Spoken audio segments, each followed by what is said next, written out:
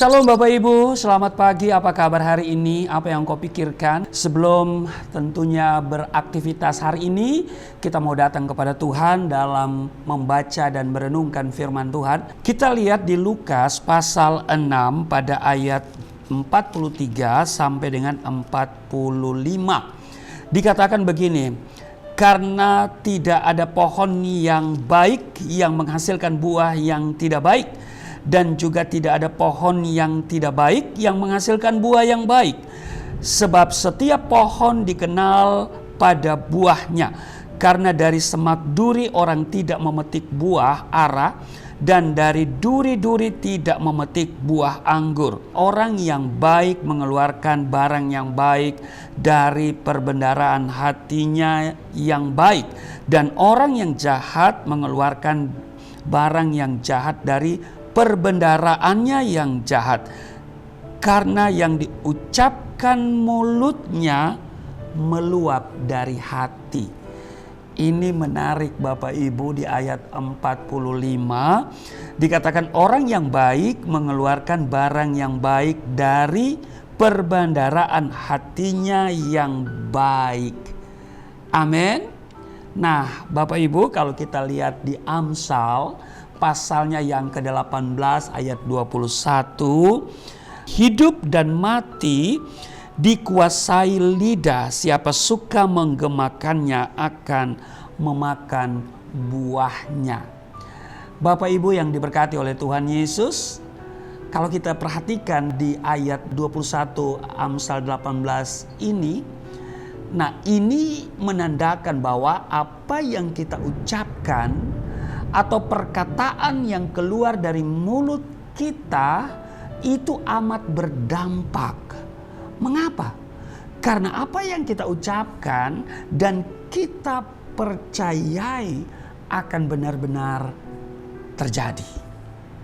Amin. Nah, Tuhan Yesus di Lukas pasal 17 ayatnya yang ke-6, dia berkata begini, jawab Tuhan, kalau sekiranya kamu mempunyai iman sebesar biji sesawi saja, kamu dapat berkata kepada pohon ara ini, terbantunlah engkau dan tertanamlah di dalam laut, dan ia akan taat kepadamu. Jadi, karena perkataan kita itu sangat penting, Maka dengar baik, kita perlu memastikan bahwa apa yang kita ucapkan itu sesuai dengan apa yang Tuhan katakan melalui firman-Nya. Amin. Nah, memperkatakan firman Tuhan adalah cara yang sangat baik untuk membangun iman kita. Sebagai orang percaya, setiap kita memiliki kuasa atas kehidupan atau kematian, kemenangan atau kekalahan, berkat atau kutuk melalui perkataan kita setiap hari. Karena itu mari kita perhatikan apa yang senantiasa kita ucapkan atau gemakan akan sangat menentukan masa depan kita. Amin. Perkataan kita adalah cermin dari apa yang ada dalam hati kita sendiri.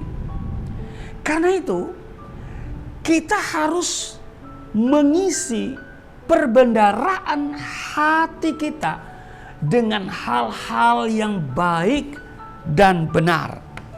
Nah, kalau kita perhatikan di Filipi, pasalnya yang keempat, ayatnya yang ke-8. Jadi akhirnya saudara-saudara, semua yang benar, semua yang mulia, semua yang adil, semua yang suci, semua yang manis, semua yang sedap didengar, semua yang disebut kebajikan dan patut dipuji, pikirkanlah semuanya itu. Jadi Bapak Ibu, mari hari-hari ini kita hanya mengucapkan apa yang Tuhan katakan. Dan jangan katakan apa yang Tuhan tidak katakan. Mengucapkan yang benar akan memberikan pengaruh yang baik dalam setiap area kehidupan kita. Karena kita harus menjaga perkataan iman kita. Amin. Sebab iman dilepaskan melalui mulut atau ucapan kita. Dan itu sangat-sangat menentukan masa depan saudara dan saya.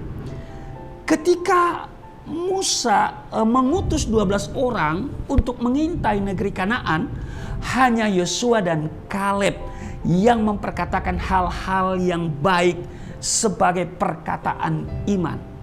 Sedangkan 10 orang lainnya, jadi mayoritas loh, memberikan laporan yang negatif atau buruk.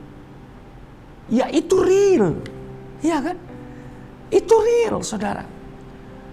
Sehingga seluruh rakyat justru terpengaruh dengan laporan yang negatif itu.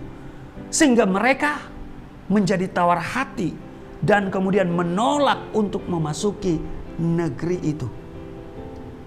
Akibat dari ketidaktaatan itu, saudara lihat ya apa yang terjadi.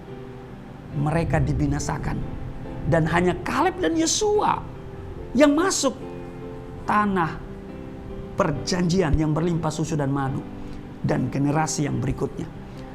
Jadi akibat dari ketidaktaatan itu Tuhan mendidik mereka di padang gurun selama 40 tahun lamanya sampai semua angkatan yang memberontak itu mati kecuali Kaleb dan Yosua. Bangsa Israel mengalami kegagalan karena lebih percaya pada perkataan-perkataan negatif.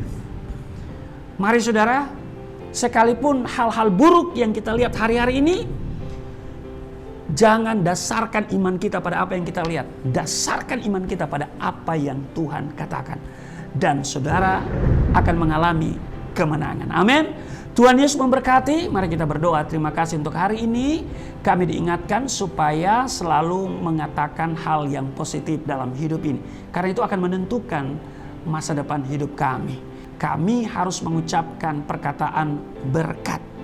Terima kasih Tuhan, berkati kami semua dalam tugas kerja hari ini. Perlindungan Tuhan sempurna dan ada kemenangan yang kami raih. Di dalam nama Tuhan Yesus. Haleluya. Amin.